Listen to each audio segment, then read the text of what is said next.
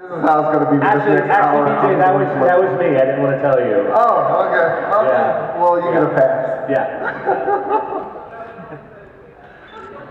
All right. So obviously this is the many worlds of Whedon, or actually the two worlds of Whedon. We have Buffy, obviously, and Agents of Shield.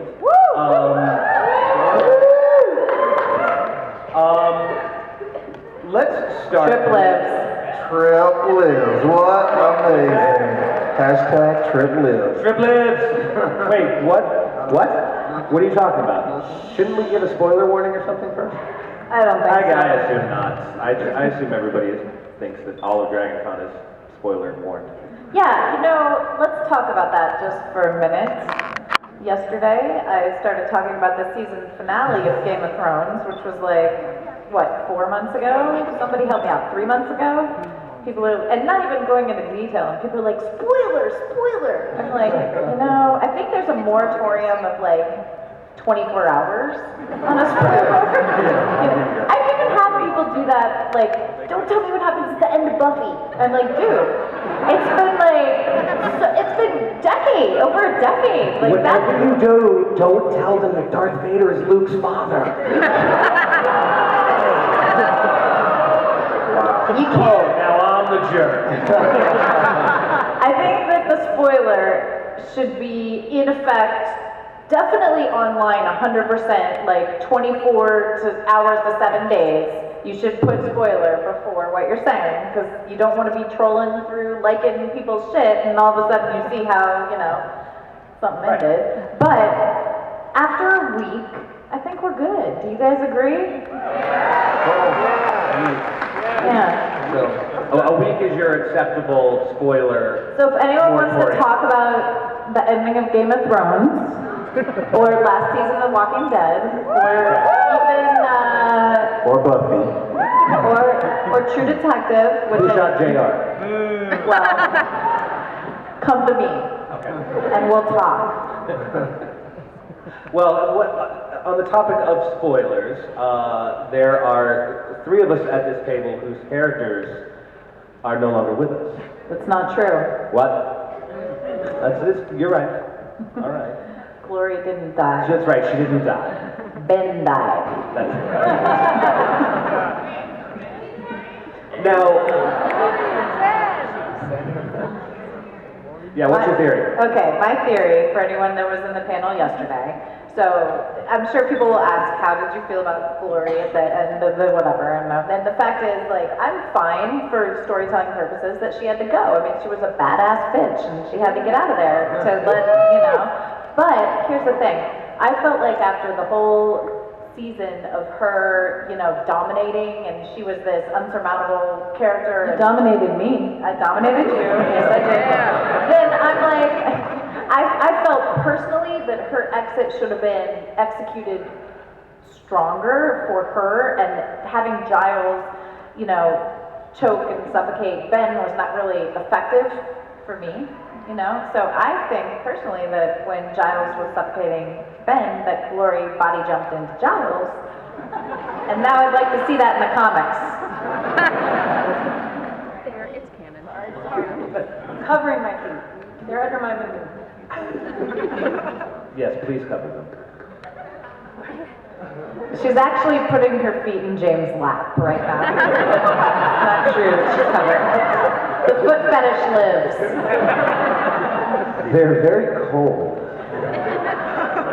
They're right here. They're right there. They're under, no, not right there. Well, how much? Don't hurt me back there when this is all done. I did not touch anybody's special there's area. nothing being touched. It's all a world of make With my feet. Right.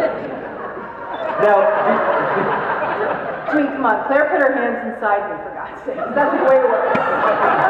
Wait, what happened? we will talk about the slasher fan fiction way later. I did, and it was warm and moist. Fabulous.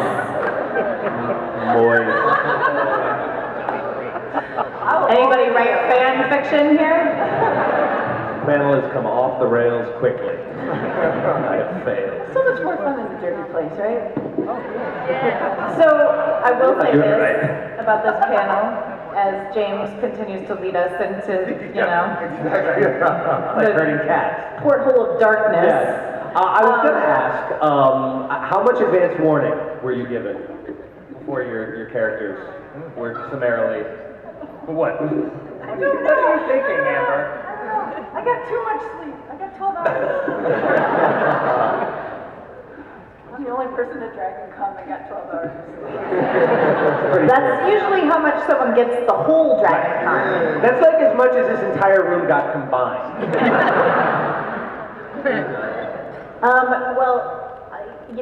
You want to go first? Okay.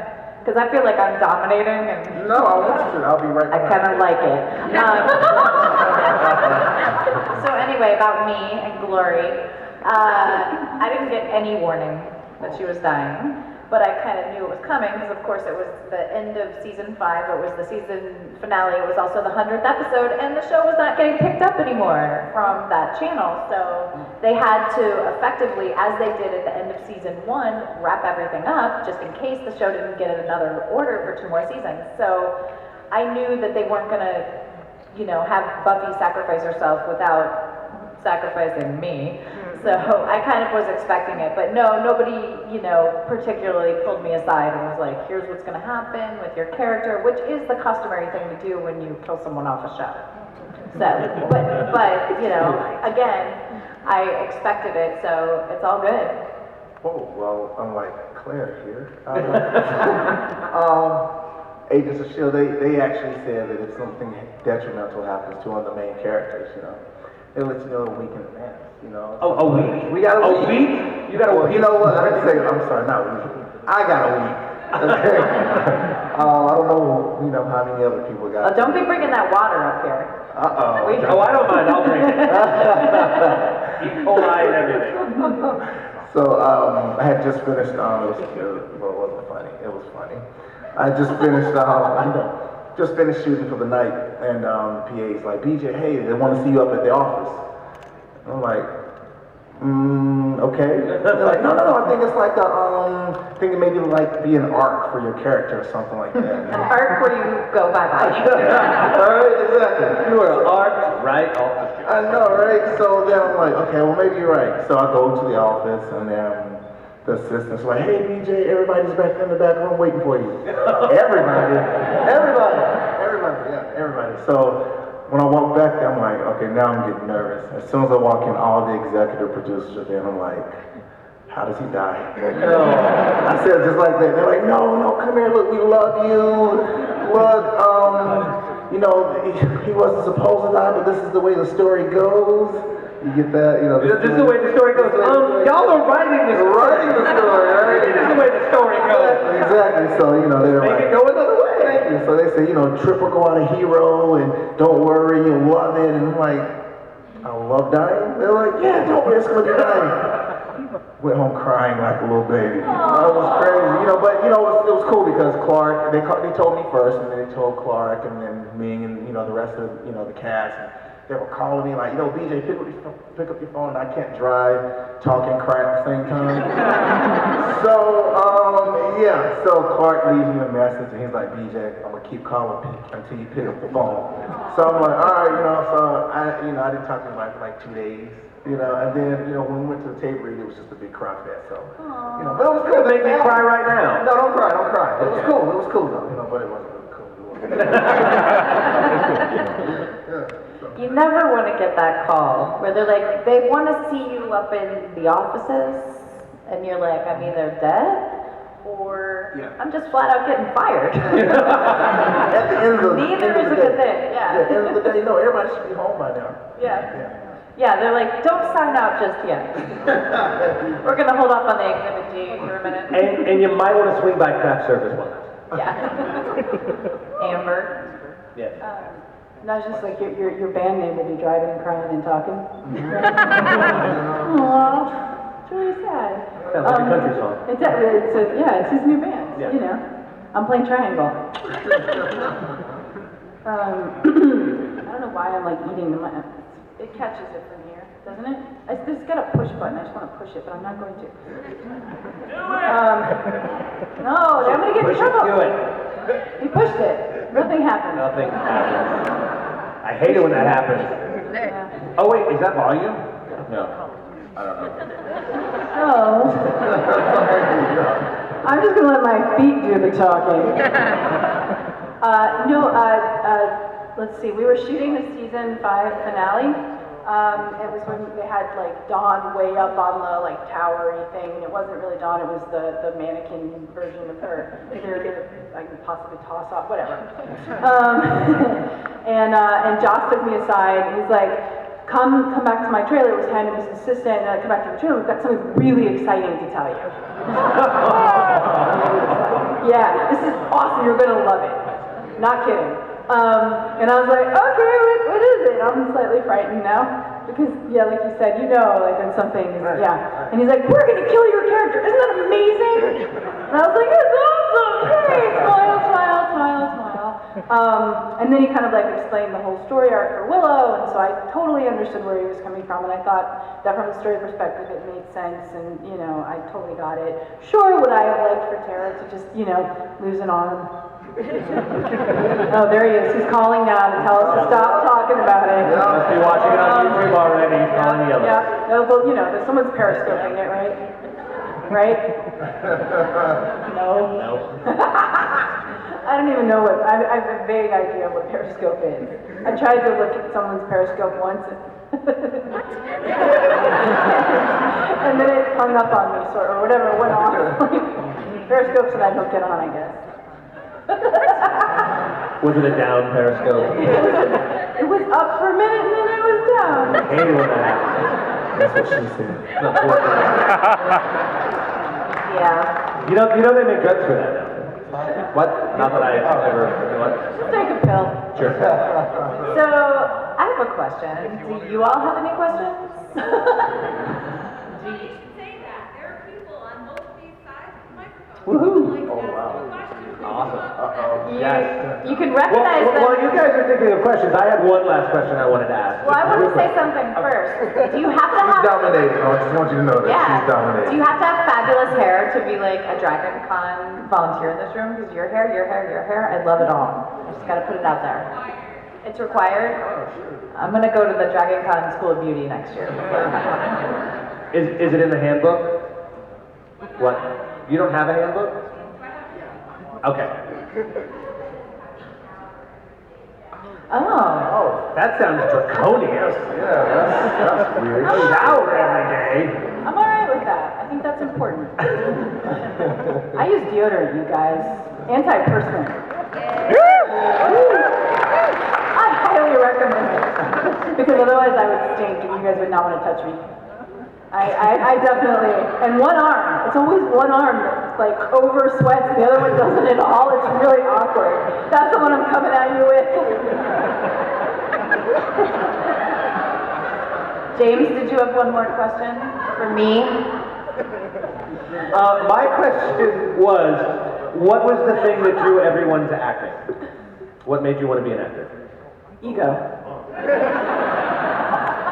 That's my answer. Other than that. Ego. There you go. Claire.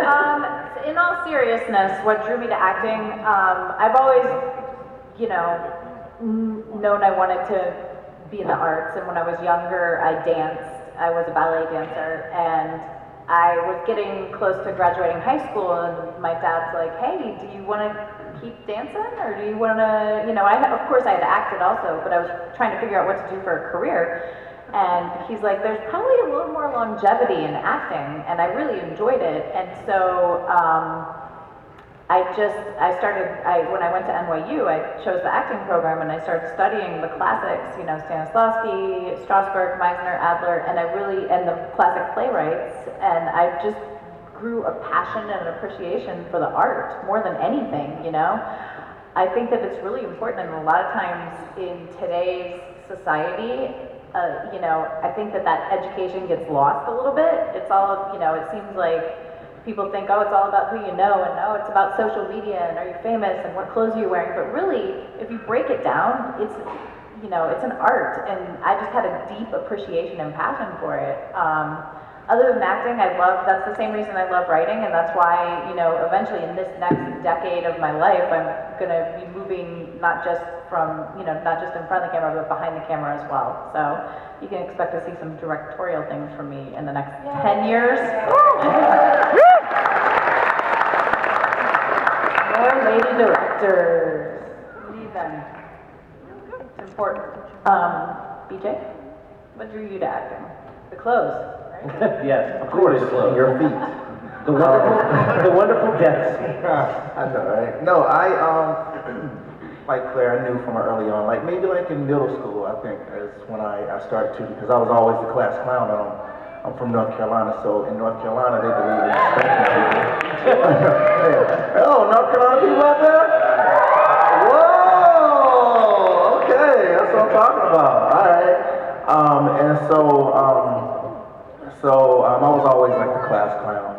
And like I said, in North Carolina, they believe in spanking. So my dad would come out and spank me every time my teacher would call him and say, BJ's disrupting the class. But, you know, I was only doing what I saw people doing on TV, you know? I got bored easily.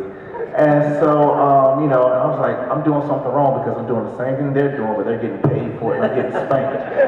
So Wait a minute, as a fellow Southerner, they didn't do the go get a switch? Oh, no, my mother was a switch Yeah, person. go pick it out. Go pick out the switch. And then you pick out the thin ones thinking you'd be winning. And Yeah, and it's like, no! Yeah, those are the worst ones. My grandmother liked the wooden spoon. Oh, no, you had nothing unless you had that switch. Switch breaks the skin. Switch breaks the skin. Yeah, switch break. Don't tell my mother. She's like, you were talking about me beating you and, you know, I know, that wouldn't be good. That wouldn't be good. I love my mother.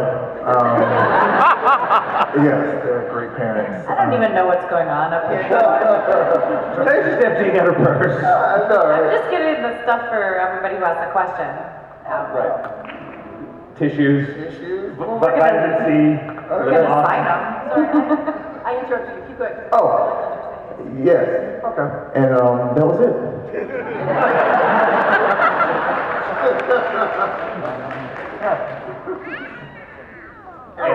Amber. Oh, shoot, darn. There's children here. There are children here. They're not these children. There are. Plural. I'm a writer. I should know these things. You English well. I do English well. I'm Amish. Because I do English. I'm English. Forget it. Forget it. What was the question? If you were Amish, you should speak Sprechen Sie Deutsch. Ich sprechen Sie Deutsch, ja? Ich kann Deutsch sprechen ein bisschen. Ein bisschen. Ja, das ist alles. Schießen Finster. Let's shoot the glass. It's from Die Hard. It's the only German I know. Mein Name ist Amber. Ich komme aus Alabama. Ja. What was that? What drew you to acting? What drew me to acting? What drew me? Yeah. Like a fly or a moth or something to a flame. Or the arts or writing or whatever. God. Sorry, you guys. I'm tired. I was just in China, and I don't know what time zone I'm in. Now that I'm in Atlanta, it's very confusing for me, my brain. Like Claire, I did dancing when I was a kid. I didn't like the dancing because it was very regimented, the ballet, but I did like the Nutcracker Suite and stuff like that. And I loved being on the stage, having people do this. And that's how I knew I was destined. Yeah. That instant gratification. Yeah. You go. I wasn't lying. Apparently. Okay, I think we're ready for some I think we're ready for questions. So my first question is for all of you, and BJ, you know this from the SHIELD panel last night, we learned about PTSD, post-traumatic shield death. Yes. So unfortunately, some of you left us a little sooner than what we wanted in the shows that we all love you in. So I'm going to ask the question that was asked last night in the SHIELD panel for you guys. Is there some kind of group y'all get together and kind of hug it out and get to know each other a little bit? Say, Support Josh group. killed us. A post-meeting support group? There's these things called conventions. that you go to and people treat you like a rock star? And honestly, you guys are the support. Yeah. Come get a button. Come here. I'm gonna sign it for you.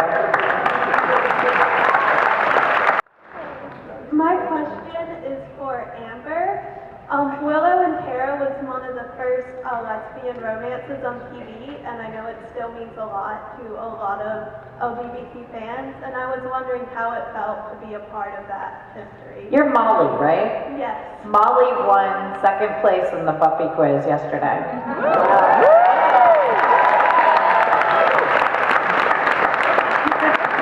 That's impressive. I think that I speak for Allison and I both that we were really blessed to be able to play those characters and to walk in their shoes. And so often you're just regurgitating somebody else's lines, and usually they're kind of bad, and you're doing it for the paycheck as much as for anything else. Buffy was atypical. Buffy actually, we weren't just making a television show. We were making social commentary. We were affecting I think the world a little bit, and it made me, like I always say, like if I die tomorrow, I've done something important with my life because of that, and I'm happy. Molly, come get a button. I mean, I don't want to die tomorrow, but We're regrouping because that was her question. Oh no! So, next question. Would you rather fight one horse-sized duck or 100 duck-sized horses?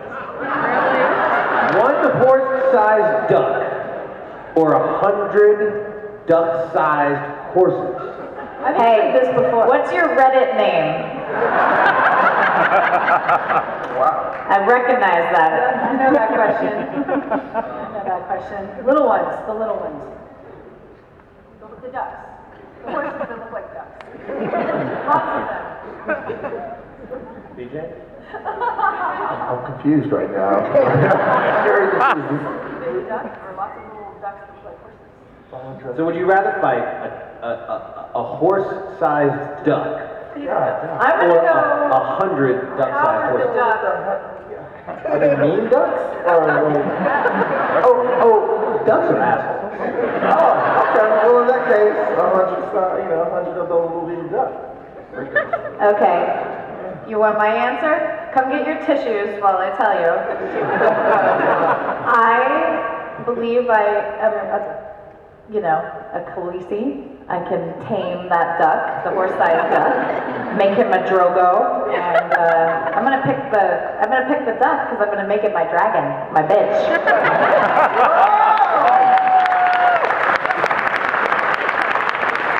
And I'm serious about your Reddit name. Come tell me later.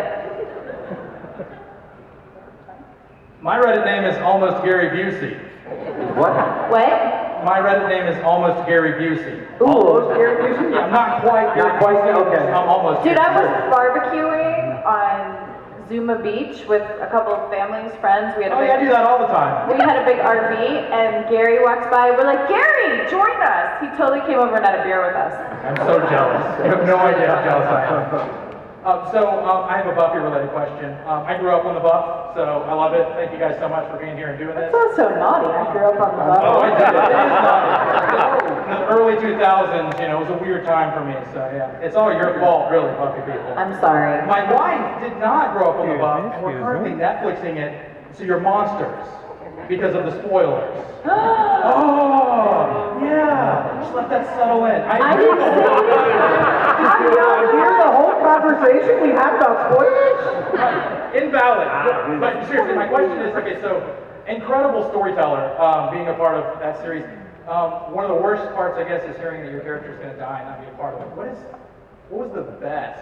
Like, what was the thing that you looked forward to the most working with awesome humans and just being a part of a really cool story? What was your favorite thing about going to set in the morning?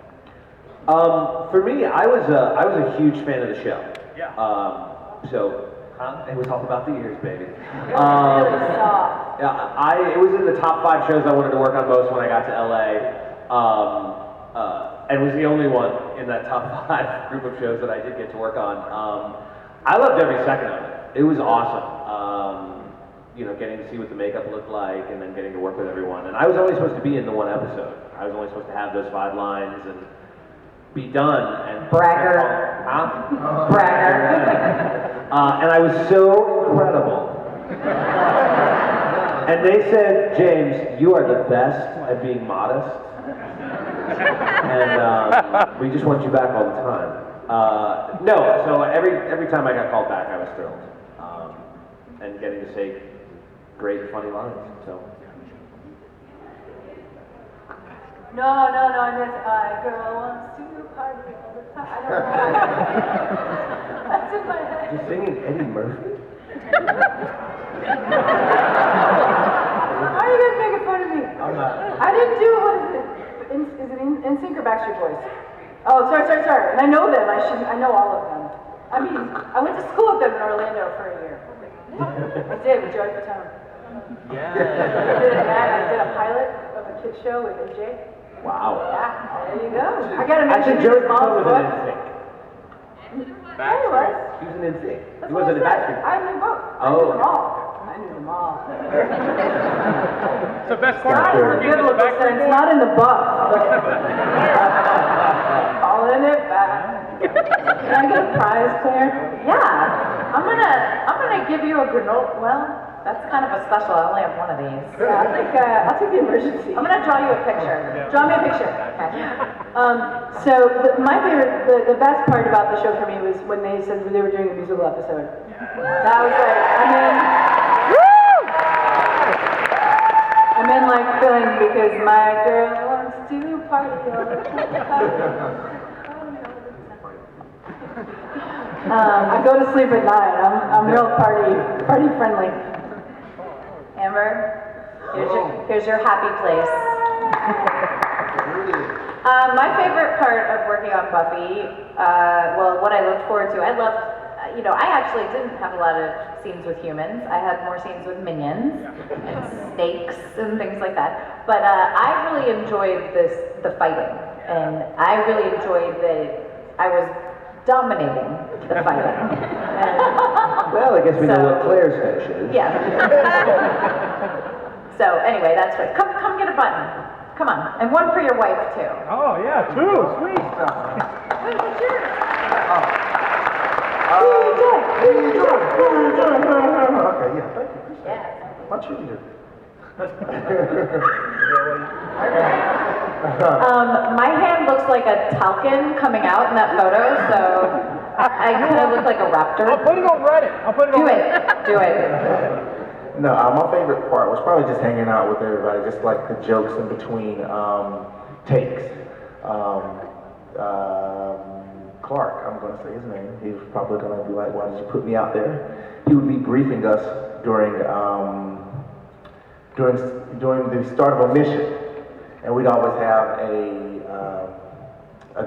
someone who was there to make sure our guns were always pointed down. Someone who was very advanced in gunnery.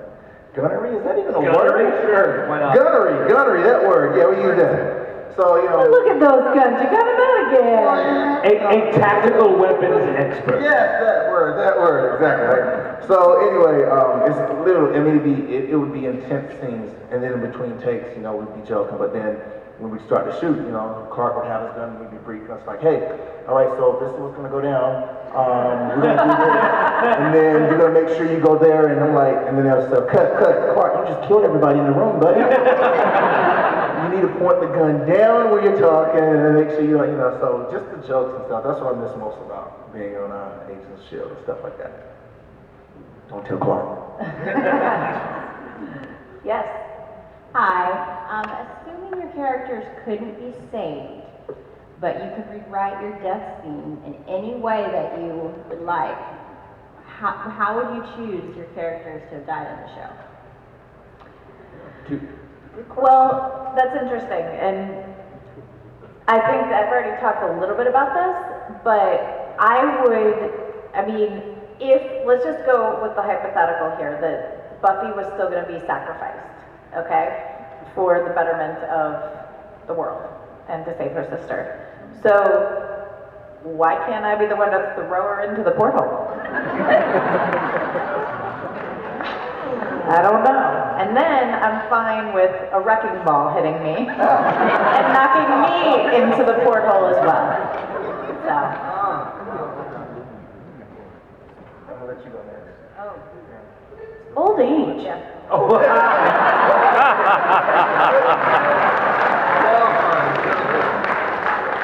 Good one. I would have to say I would definitely, probably, maybe a caretaker. Right? In old age? Yeah, you caretaker. Catch my old age and die. Yeah, die, yeah. When's old age? Clem didn't die. Yeah. He ended up with Harmony, so I don't know if that's a fate worse than that. Come get your button. Yes. Hi. Following in this theme of death, and Claire, you were describing Death by Miley Cyrus. Wait, what? Death by Miley Cyrus. Oh. Wrecking Ball. Wrecking Ball, I know. But we did it first, okay? Okay, so 2 questions. One, when they killed you, each of you off, did they escort you to your dressing room, security, and have you take your stuff since you knew you were done? And did you get any death benefits, like 2-week severance or a funeral? This is a really morbid crowd because there's a lot of death questions happening. But no, I think after working, I'll answer for myself, I think after working with me for so long, they trusted me. No, it's just totally normal. There's no severance package when you're killed off a show. That is one of the, when you're an actor, there's certain things that are fantastic, and when you're killed off, it's bye-bye. There's no package that goes along with it. So, but no, nobody escorted anyone anywhere or anything like that. Oh no, I had to be constantly escorted off the set. I just refused to leave. It wasn't nailed down, I took it. Not even when I took it. They called me the next day and asked for it back. No, seriously. No, I didn't do it. I got a cake. There was a tombstone that said, "Rip Tara McClay." That's awesome. It was really nice. Oh. I got to cut it with a really big knife. Thank you. Come here. Come get this. Alright. Come get your morbid self over here. Hi, I had the original question for Amber, but now it's for Claire because it got used. But so for almost the entire time that you were Glory, you were the big bad Glory and totally bad. You didn't have like a sappy backstory. You were all bad. Yes. Until your final scenes with Dawn, you were a little bit soft. Did you like that gray Glory, or did you like the big bad? I like the big bad. I mean, there's so many roles. I mean, in all seriousness, there's so many roles that I've played where there's, a ton of dynamics, and there's, I've played a victim, I've played a kidnapped victim a couple times, I've played, the one in the horror movie who's scared and, whatever. But this was a role that was not what Glory was about. She wasn't about all the finite emotions and the softer side of life, and I loved playing that character for that reason. Now, will I ever play someone like Glory again? Probably not. I don't know if anyone would even attempt to write a character like that again. But that's, to me, what was really attractive about the role and the project was that it was kind of, very different from anything I'd done before or have done since. Yeah. Okay, come here. Do you like frozen yogurt? Who doesn't like frozen yogurt? I'm gonna give you a gift card for my friend owns a frozen yogurt place called Menchie's. I don't know if you guys know it. Yeah. There's a gift card to Menchie's. Froyo. Wait a minute. You want to trade? Yes. Hi, this question is for Claire.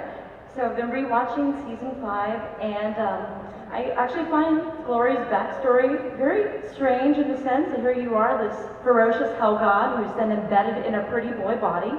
And then she starts to wake up and then looks like you in all of your scrumptiousness. Thank you. So I was curious, what are your thoughts on Glorificus's transformation? What do you think she looked like and was in the hell dimension? And then what do you think about the amazing outfits that they put you in, which Buffy for some reason calls trashy? I think they're awesome. Thank you. Just curious what you thought about that process, what she looked like before, and then why she looks the way she did after she pops out of Ben's body. Well, it's really part of the character. I don't think you can separate like the fabulous clothes and shoes. And yes, she was a little trashy, but she was all, I mean, that dress was Prada, that red dress. That was, you know, a nice dress. So I think that in her other dimension, in her other world, she had perhaps not the human clothes that we know and makeup and hair, but she, whatever was considered, you know, beautiful to the elite, a little bit, you know, superficial, she was a label whore, wherever she was. And although the objects may have been different, I think if you just translate that to whatever that would be in that dimension, it would be the same. I mean, she didn't, in other words, come from a place where she didn't care about any of that, and all of a sudden she's on Earth, and ooh, that's really important to her. That's just part of who she was, as you know, as her makeup. So it's interesting. If Glory would have continued on, I would have loved to have seen where she was from. You know, she was, I think, one of 3 gods, and she was the worst one. So that was always intriguing. But I hope that kind of answers your question. Great question. I've never gotten that before. Come here, get a prize. Do you want my boarding pass?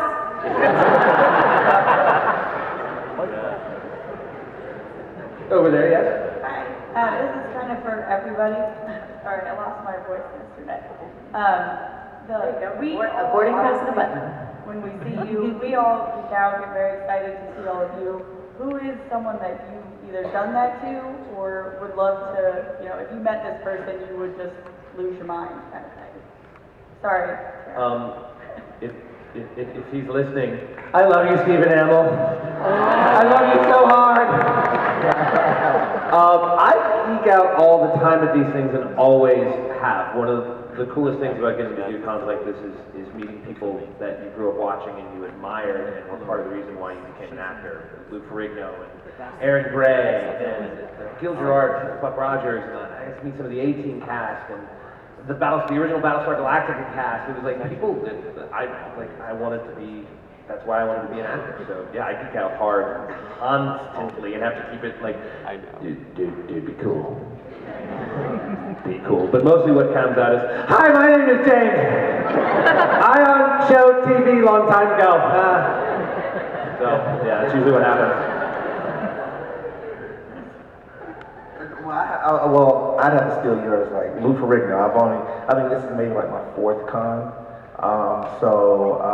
The very first one I did, he was actually there, and we were sitting in the green room, and I was literally right beside him at the next table, and I was just like, you know, just, you know, one of those, like, don't look, just speak. And then nothing ever came out. And he walked away, and I was like, okay, you just lost it. You just lost your chance. So it would be Hulk. I'm a huge Hulk fan. Well, I am obsessed, much like you guys, with film and television, all shows. So I had the chance this last year to do a couple of really cool things with Gwendolyn Christie from Game of Thrones, also from Star Wars, also from The Hunger Games. And she's fucking awesome. I love her. She is breaking barriers for women, and she is like owning herself, her body. I just freaking love her, and so every time I get the chance to chat with her, hang out with her, I'm like, I just want to tell you again, I love you, Gwendolyn. So that would be, you know, I mean, obviously there's tons and tons of people. I'm a huge X-Files fan from back in the day, and you know, I know, and I'm having Mitch send me pictures from the Vancouver set, and they're awesome. Mitch is assistant director Skinner, if anyone doesn't know. But anyway, I would say there's so many people, but that's one of them that I love. Come get a button while they answer. I stood in line for the bathroom with Udo Kier and got very excited. You guys are like, who the hell is that? But you should know. Go look it up. He's awesome. All right. I peed next to Carrie Elways once.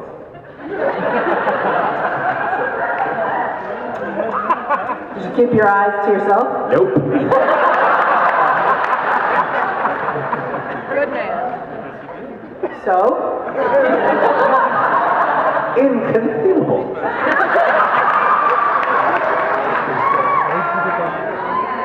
Well, I can't do that. I first want to say, long live Clem. Yeah. Long live Clem. Long live Clem. Josh Whedon really likes to reuse people that he's worked with before. So, for all my Buffy peeps, I'm sorry, I have a hard time pronouncing SS. It's okay. We all forgive. If Whedon ever came up to you and was just like, hey, you want to be in this other project of mine, even if the possibility that you'll end up dying will happen again, would you say yes? Of course. Yes. Only if it's Shakespeare.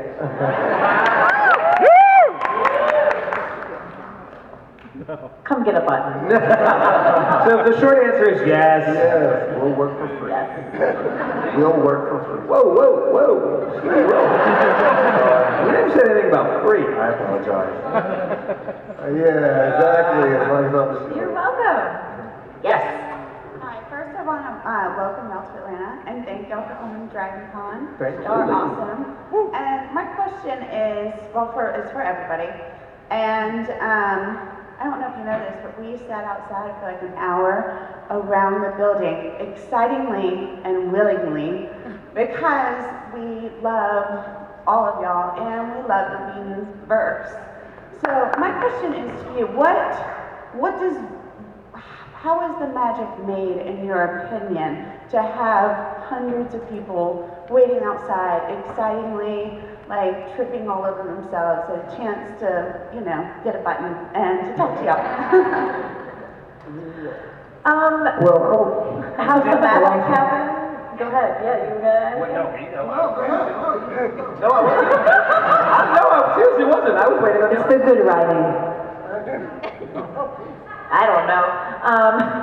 My guess is, there's certain projects that come together in the right way, and a lot of times when you're creating a project, you don't know if it's going to be one of those special little gems, I think that with Buffy and with Joss in general, the writing is so fantastic, and I said this yesterday, like if you watch Buffy in particular, and even this translates to other Joss shows, but if you watch Buffy, it doesn't look like a really crazy expensive show. There's not, especially back in the day, everything was done practically, there wasn't a lot of CGI, it was very, attainable and relatable, and I think that is what is Joss. Now you can take that and you put that on, Age of Ultron and Avengers, and it still works because of the dialogue and his style of directing, which is very, very down to earth. I mean, that's just my opinion. I'm very curious to hear everyone else's, because I really don't know the answer. I think, like you're saying, it has to do with this very specific place and time, everything coming together perfectly. But also what you were saying, he has a gift for knowing human interaction and creating flawed individuals that sometimes act against their best interests. But his ability to create dynamics with people, I think, is what connected it to everybody. Because everybody could see themselves in someone on the show. And that's what I think drew people in and continues to draw people in, even though the show's been off the air for 12 years. The fact that we meet people who are like, oh, I binge watched the show over 5 days, and I love it so much, and I was barely born when it came out. Thank you for that, by the way. Yeah, I think because it transcends all that, because at its heart it's about people. The vampires and all that stuff are just, they're plot devices, but at its core it's about people interacting, and that's what's fascinating about it. For me to piggyback on both of them, actually, I knew nothing about Marvel before doing Agents of S.H.I.E.L.D. I knew nothing about like this whole con world, like nothing at all before booking Agents of S.H.I.E.L.D. And my agent would always tell me, hey, look, Thor's coming out, or Avengers, let's go see it. I'm like, I'm cool, what do you think? And so when we finally, when you do a Marvel show, you never know what you're auditioning for. You don't get your real name, you don't get the real project, what it really is. So when I auditioned for it, excuse me. You thought you were going to be in Thor, didn't you? Yeah, exactly, right. I didn't know, and so my agent, when he finally told me, he was like, hey, look, we just got the call, you booked Agents of S.H.I.E.L.D. I was like, all right, cool, that's what's up. He was like, no, I don't think you understand, you booked Marvel's Agents of S.H.I.E.L.D. And I was like, all right, dude, when do we work? He said, oh my God. And so, and so once, I started doing my homework about it and getting more in depth, and I'm like, oh my God, I booked Marvel Agents of S.H.I.E.L.D., and so, it's an order to this. There's Thor, and then there's this, and then you have to watch everything chronological, so when it just sucked you in. I became that kid that got sucked into this huge Marvel universe, and now I'm a fan of, everything, So, I get it, Come get your button. Yes. First, I want to say thank you for coming. You all are awesome. I'm a big Agents of S.H.I.E.L.D. fan. My wife is here with me. She's a big Buffy fan, so it's great to see you guys here. It's a two-part question. It's for BJ, Claire, and Amber. BJ, I know you love... It's all good. I love you. I'm just gonna drink some water. What's up? No, go ahead, sorry. BJ, we all love Trip. He was an awesome character. But, in Marvel, one of the things that we've seen before is where they've taken one actor and they've actually put him in a different role. Chris Evans was an okay Johnny Storm, Human Torch, but I'm sure this crowd will agree he's an awesome Captain America. If you were given the choice, if Kevin Feige from Marvel Studios gave you the option to come back as a different character, what would you be? And then for Amber and for Claire, if you guys, and I hope Marvel is listening on this, if you guys were actually invited to season 3 of Agents of S.H.I.E.L.D., would you be a S.H.I.E.L.D. agent, Kree, or Hydra? Whoa, good question. Hey, come get this glass.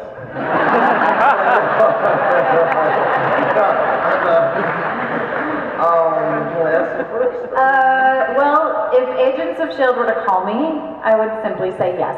I don't care. For me, it would be, it goes back to my panel last night. And who was at my panel? How many people were at my panel last night? Shoelace! Yeah, how many people know what I would come back as? A shoelace. I don't care what it would be. I would come back as anything. Just as long as they put me back on Agents of S.H.I.E.L.D., I would come back as a shoelace. I would come back as any possible thing on that show. But if I had to really come back as anything, it'd be a bigger and badder Trip ass, just bigger and badder and sexier. Claire's almost out of stuff. Are we gonna give BJ away for the last question?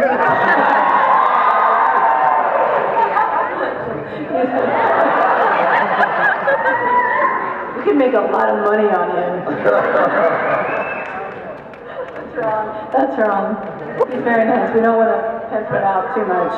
Yeah. Starting at 1,000. No. That's low. Too low. Not that I was asked, but So let me ask you. I would actually love to be Mark Spector, aka Moon Knight, on Daredevil, if they were. Bam!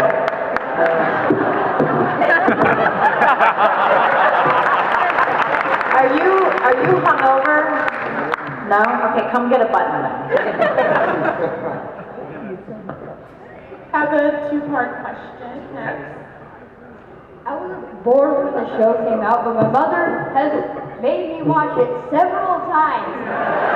Good parenting.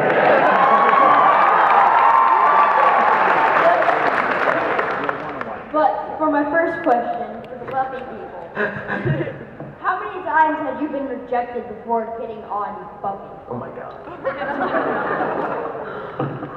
Well, That's a good question. if you want to, you mean like any project, right? Yes. A million. I don't know. A large number, because guess what? Especially when you're starting out your career, you get rejected a lot. Because it's like, people don't know who you are. So they don't know if they should trust you, and there's a lot of money involved in these shows. And so they're not sure, should I put my money in this person who's never had a job before? So it's very hard to get that first job, but then it gets a little bit easier. Do you want to be an actor? I'm an upcoming actor already. Awesome.